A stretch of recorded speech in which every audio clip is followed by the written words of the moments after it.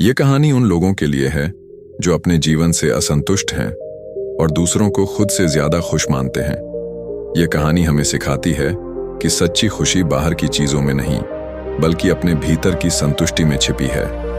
कहानी का गहरा संदेश समझने के लिए इसे अंत तक ध्यान से सुने। एक बार की बात है, एक कौवा घने जंगल में एक पुराने बरगद के पेड़ की सबसे ऊंची डाल पर बैठा था। उसका काला रंग, उसकी कर्कश आवाज और लोगों का उसे देखते ही भगा देने का व्यवहार उसे दिन रात सताता था। वह अपने जीवन से इतना दुखी था कि उसकी आंखों से आंसुओं की धारा बह रही थी। वह सोचता, मेरी जिंदगी में कोई रंग नहीं, कोई सुंदरता नहीं, कोई प्यार नहीं। लोग मुझे अपमानित करते हैं, पत्थर मारते हैं और कोई मुझे खाने को भी नहीं देता। ऐसी जिंदगी जीने का क्या फायदा। उसी पेड़ के नीचे एक बूढ़ा साधु गहरे ध्यान में डूबा हुआ था। उसका चेहरा शांति और करुणा से भरा था। तभी कौए के आंसू की एक बूंद साधु के गाल पर गिरी। साधु ने धीरे से आंखें खोलीं, ऊपर देखा और कौए को रोते हुए पाया। साधु की आंखों में दया और समझदारी की चमक थी। उन्होंने नरम स्वर में पूछा, मेरे प्यारे मित्र, तुम इतने उदास क्यों हो? क्या बात है? अपने मन का बोझ मेरे साथ बांटो। कौआ, जो अपनी व्यथा को दबाए नहीं रख पा रहा था, फूट फूट कर रोते हुए बोला, हे महात्मा, मेरा जीवन एक अभिशाप है। मेरा रंग काला है, मेरी आवाज कर्कश है। लोग मुझे देखते ही भगा देते हैं। कोई मुझे प्यार नहीं करता, कोई मुझे खाना नहीं देता। सभी मुझसे नफरत करते हैं। मैं इस जीवन से तंग आ चुका हूं। ऐसी जिंदगी से तो मरना बेहतर है।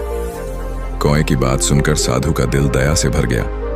उन्होंने गहरी सांस ली और मुस्कुराते हुए कहा, मेरे मित्र, जीवन का सुख इस बात में नहीं कि लोग तुम्हें क्या देते हैं या तुम्हें कैसे देखते हैं। सच्चा सुख तो अपने भीतर है। हर प्राणी की अपनी खूबी है, अपनी ताकत है।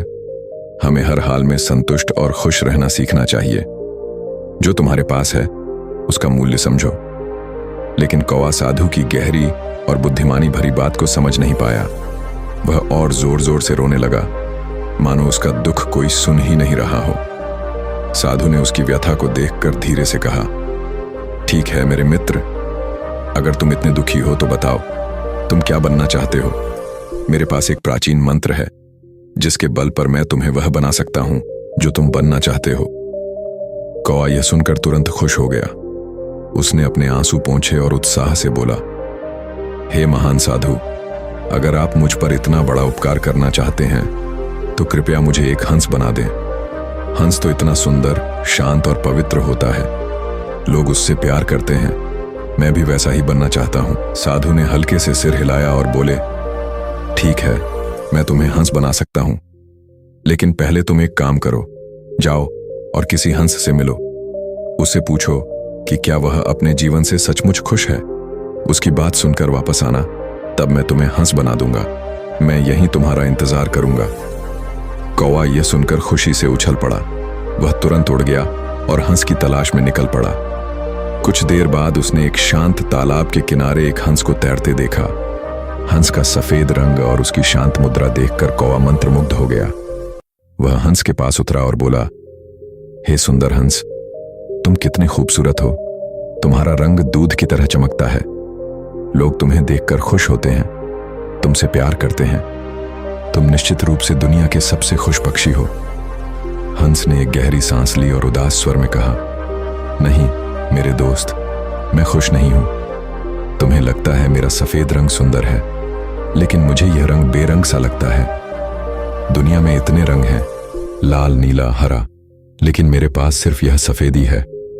मुझे लगता है कि तोता सबसे खुश पक्षी होगा। उसके पास तो रंगों का खजाना है। कौवा हंस की बात सुनकर हैरान हुआ। उसने सोचा, हंस जैसा सुंदर पक्षी भी दुखी है। फिर वह बिना देर किए तोते की तलाश में उड़ गया। जंगल के एक कोने में उसे एक तोता दिखा जिसके पंख इंद्रधनुष की तरह रंग बिरंगे थे। कौवा उत्साह से उसके पास गया और बोला, हे तोता, तुम तो रंगों का जादू हो। तुम्हारे पंखों में सारी दुनिया के रंग समाये हैं। तुम निश्चित रूप से दुनिया के सबसे खुश पक्षी हो। तोते ने अपने रंगीन पंखों को झटका और दुखी स्वर में कहा, नहीं मेरे दोस्त, मैं खुश नहीं हूं। मेरे रंगों को देखकर लोग मुझे पकड़ लेते हैं और पिंजरे में बंद कर देते हैं। मुझे हमेशा डर लगा रहता है कि कहीं कोई मुझे कैद न कर ले। मुझे लगता है कि मोर सबसे खुश पक्षी है। वह मुझसे भी ज्यादा रंग बिरंगा है और उसकी सुंदरता बेजोड़ है। कौवा यह सुनकर और भी हैरान हुआ। वह तुरंत मोर की तलाश में निकल पड़ा। लंबे समय तक उड़ने और खोजने के बाद उसे एक चिड़ियाघर में एक मोर दिखा जो एक सुनहरे पिंजरे में कैद था। मोर के पंख इतने खूबसूरत थे कि सैकड़ों लोग उसे देखने के लिए इकट्ठा थे। जब लोग चले गए तो कौवा पिंजरे के पास गया और बोला, प्रिय मोर, तुम तो सुंदरता की मिसाल हो। हर दिन हजारों लोग तुम्हें देखने आते हैं। मुझे तो लोग देखते ही भगा देते हैं। तुम निश्चित रूप से धरती के सबसे खुश पक्षी हो। मोर ने अपने भारी पंखों को समेटा और गहरी उदासी के साथ कहा, मैं भी पहले यही सोचता था कि मैं सबसे सुंदर और खुश पक्षी हूं, लेकिन मेरी सुंदरता ही मेरे लिए अभिशाप बन गई। इस चिड़ियाघर में मुझे कैद कर लिया गया है। लोग मेरे रंग बिरंगे पंख तोड़कर सजावट की चीजें बनाते हैं और ये मुझे बहुत दर्द देता है। मैं खुश नहीं हूं मेरे दोस्त।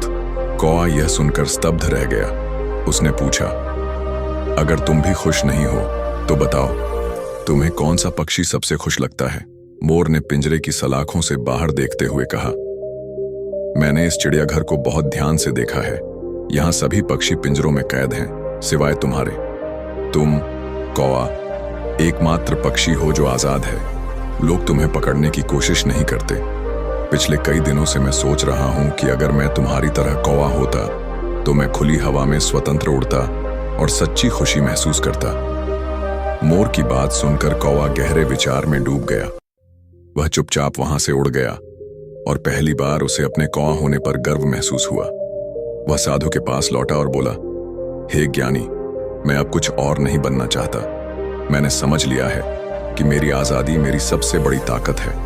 मैं जैसा हूं वैसा ही खुश हूं। साधु ने मुस्कुराते हुए कहा, मेरे मित्र, तुमने जीवन का सबसे बड़ा सबक सीख लिया। जो हमारे पास है उसमें खुशी ढूंढना ही सच्ची बुद्धिमानी है। हमारे जीवन में भी यही समस्या है। हम दूसरों के साथ अनावश्यक तुलना करते हैं और फिर दुखी होकर खुद को कोसते हैं। हम ये भूल जाते हैं कि हमारे पास जो है वह भी अनमोल है। दूसरों की चमक दमक देखकर हम अपने गुणों को कम आंकने लगते हैं और यही दुख का कारण बनता है। हमें यह सीखना चाहिए कि जो हमारे पास है उसका मूल्य समझें और उसी में खुशी तलाशें। हमेशा कोई ना कोई होगा जिसके पास आपसे ज्यादा या कम होगा। अगर आप तुलना करते रहेंगे तो कभी खुश नहीं हो पाएंगे। जो व्यक्ति अपने पास जो है उसमें संतुष्ट है, वही दुनिया का सबसे खुश इंसान है। दोस्तों, अगर आपको कहानी पसंद आई हो तो वीडियो को लाइक करें और चैनल को सब्सक्राइब करें। जल्दी मिलते हैं एक नई कहानी में। तब तक अपना ख्याल रखें। धन्यवाद।